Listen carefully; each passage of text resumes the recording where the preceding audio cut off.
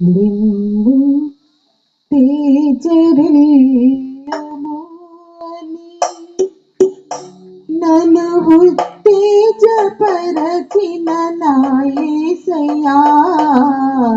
లింబు తేజరిల్లము అని నన్ను ఉత్తేజపరచిన నా యేసయ్యా. నిన్నే స్మరించుకొనుచు నీ